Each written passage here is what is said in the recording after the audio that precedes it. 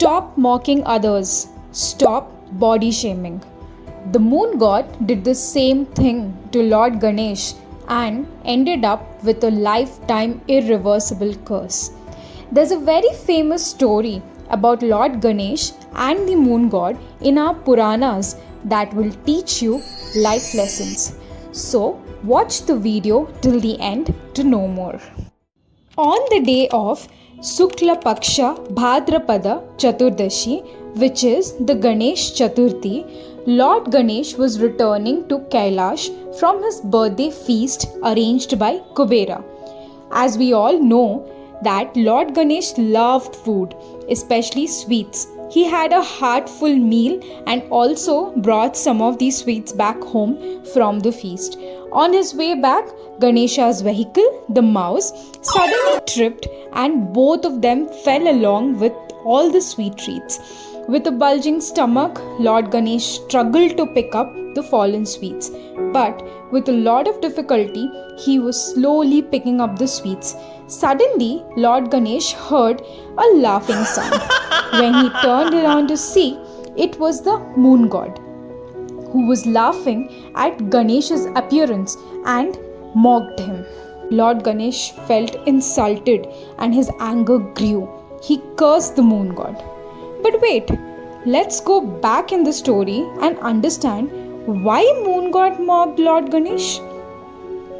Because of his pride. Yes, moon god was proud of his looks and also the fact that he was the only beam of light in the pitch darkness of night.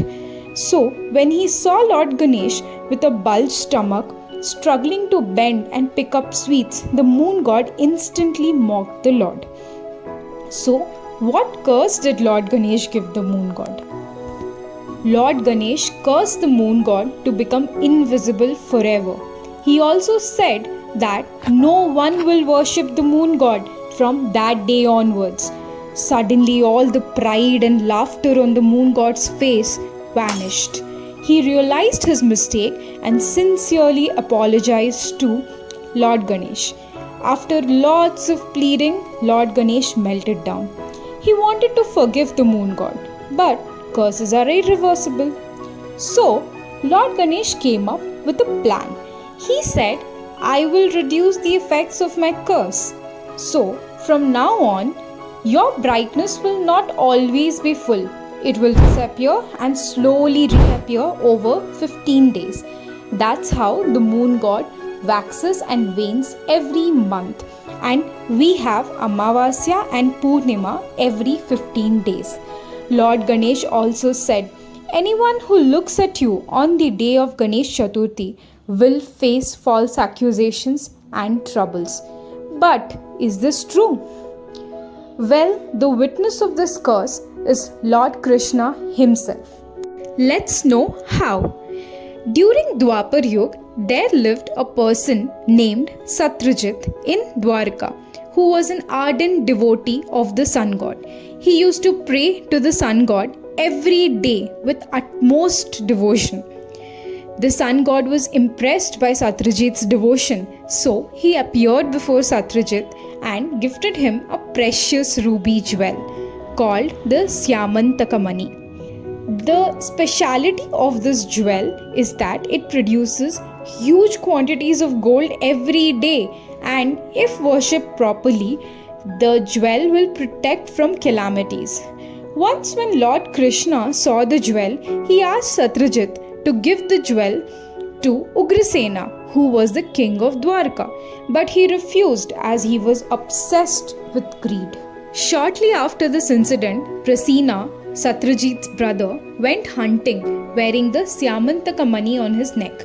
The shiny bright jewel caught a lion's attention. The lion killed Prasena and took the jewel.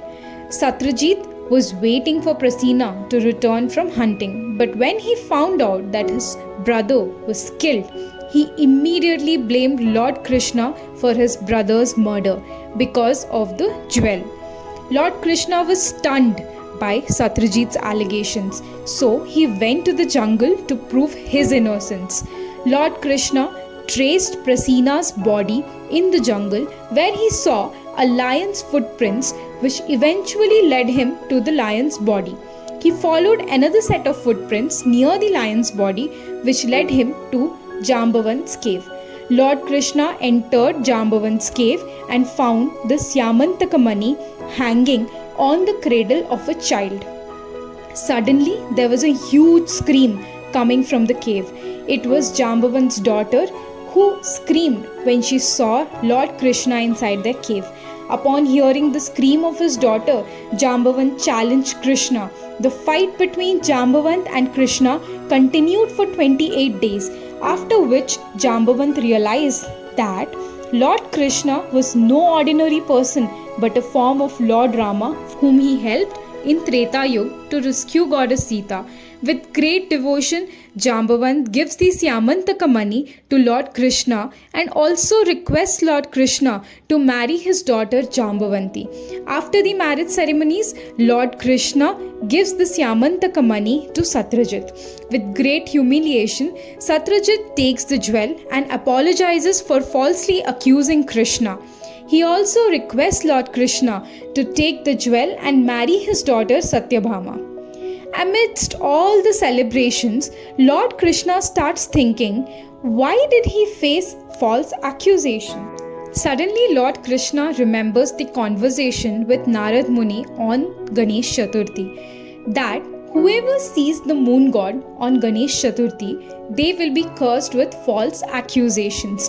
On the day of Ganesh Chaturthi, Lord Krishna saw the reflection of the moon god in the pond. That's why he faced false accusations from Satyajit.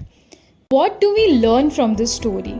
This story talks about how pride and ego can destroy your life. You may be the most beautiful person in this world, or you may be highly talented or skilled, but you have no right to mock or body shame others. Learn to appreciate the beauty in everything and everyone, because in the end, everyone is fighting their own battles. Thank you for watching.